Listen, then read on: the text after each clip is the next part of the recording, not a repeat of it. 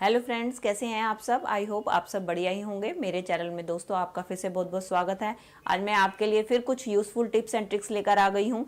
चलिए फ्रेंड्स, मेरी पहली टिप होने वाली है देसी घी को लेके, जिसमें कि मैं आपको बताने वाली हूँ कैसे आप देसी घी की शुद्धता की पहचान घर पर ही कर सकते हैं। जो घर पे हम घी निकालते हैं वो तो शुद्ध होता है, लेकिन कई बार हमें बाजार से लाना पड़ता है तो हमें पता नहीं चल पाता है कि वो हमारा घी शुद्ध है कि नहीं है। तो उसको पहचानने के लिए बहुत ही आसान तरीका है। आपने क्या करना है, आपने लेना है किसी बर्तन में थोड़ा सा पानी। ये देखिए, मैंने एक बर्तन में पानी ले लिया है। अब हम क्या करेंगे, अब हम इसके अंदर डालेंगे अपने घी को। ये देखिए दोस्तों, मैं घी डाल रही हूँ। अब आप देख सकते हैं जो भी मैंने घी डाला है वो सारा का सारा घी जो है मेरे पानी के ऊपर तैर रहा है। अगर आपका भी घी इस तरीके से पानी के ऊपर तैरे तो इसका मतलब आपका घी जो है बिल्कुल शुद्ध है। अगर आपका घी नीचे जाके तले पे बैठ जाता है तो इसका मतलब आपका घी बिल्कुल भी शुद्ध नहीं है। ये मेरे घर का बना हुआ देसी घी है, तो मैं आपको दिखा रही हूँ कि ये बिल्कुल ऊपर तैर रहा है। तो इसका मतलब आप समझ लीजिए कि अगर आपका घी पानी के ऊपर तैरता है तो आपका घी शुद्ध है, और अगर आपका तले के नीचे बैठ जाता है तो आपका घी बिल्कुल भी शुद्ध नहीं। चलिए फ्रेंड, बढ़ते हैं अगली टिप की तरफ। मेरी अगली टिप होने वाली है लहसुन को लेकर। दोस्तों, लहसुन का इस्तेमाल तो हम खाने में करते ही हैं, लेकिन आज मैं आपको इसका बहुत ही यूनिक इस्तेमाल बताने वाली हूँ कि आप रात को सोने से पहले अपने तकिए के नीचे लहसुन की कलियों को जरूर रखें, क्योंकि लहसुन के अंदर zinc, vitamin C, anti microbial गुण पाए जाते हैं, जो कि हमें नींद ना आने की समस्या, सर्दी जुकाम या साइनस की समस्या है उसको दूर करने में मदद करते हैं। अगर आप रेगुलर अपने तकिए के नीचे या बेड के नीचे इन लहसुन की कलियों को रखकर सोएंगे तो आपको इसके रेगुलर इस्तेमाल से इन सब बीमारियों से बहुत ही आसानी से छुटकारा मिल जाएगा। चलिए फ्रेंड, बढ़ते हैं अगली टिप की तरफ। मेरी अगली टिप होने वाली है सीलिंग फैन, पेडेस्टर या टेबल फैन को लेके। तो आज मैं आपको बताने वाली हूँ आप किस तरीके से अपने फैन को एसी में कन्वर्ट कर सकते हैं, वो भी सिर्फ प्लास्टिक बोतल की मदद से। चलिए, उसके लिए मैंने ले ली है प्लास्टिक बोतल, जिसका इस्तेमाल हम कोल्ड ड्रिंक के लिए करते हैं। अब मैंने ये दोनों बॉटल्स ले लिए हैं। अब हम क्या करेंगे, इन बॉटल्स के नीचे वाले हिस्से को एक चाकू की मदद से गर्म करके हम काटेंगे। हमें इसको पूरी तरीके से नहीं काटना है, सिर्फ हमें इतना काटना है कि वो नीचे तक थोड़ा सा उसके साथ चिपका रहे। ऐसे ही हमने एक बोतल को किया है, सेम उसी तरीके से हम दोनों बोतल को इस तरीके से काट लेंगे। ये देखिए दोस्तों, मेरी दोनों बोतलें कटकर तैयार हो गई हैं। और अब हम क्या करेंगे, दोनों बोतलें कटने के बाद अब हम एक लेंगे रॉड, उसको हम अच्छी तरीके से गर्म कर लेंगे।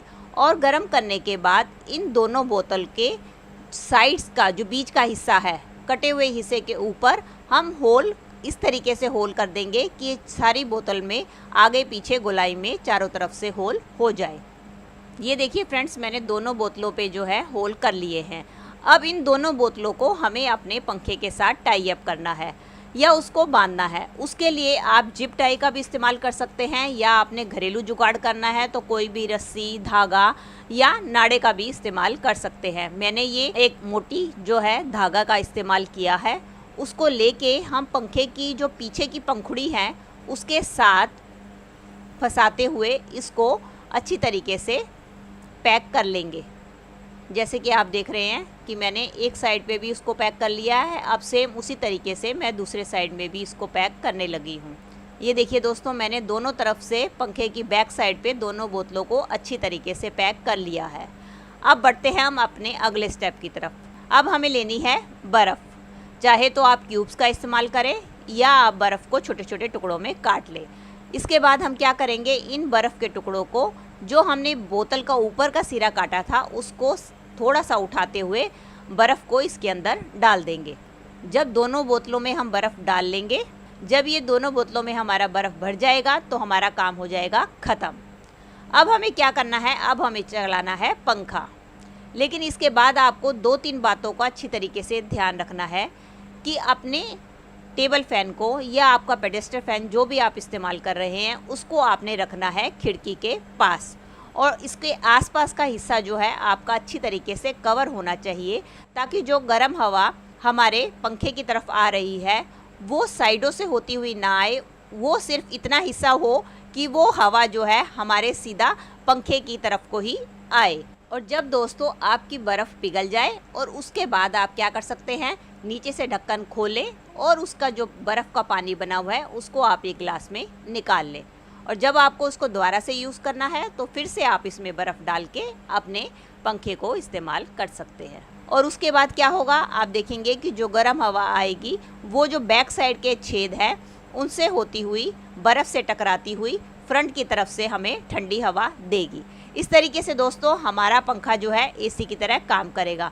वैसे भी एसी यही काम करता है कि एसी की जो गैस है वो उसको बर्फ़ में कन्वर्ट कर देती है और वो हमें एसी ठंडी हवा देता है। ऐसा ही मैंने जुगाड़ ये दोस्तों किया है कि जिससे कि यह आपका जो पंखा है बाहर से गर्म हवा खींचेगा और बर्फ़ की मदद से उन होल्स के ज़रिए आपको ठंडी हवा में कन्वर्ट करके देगा।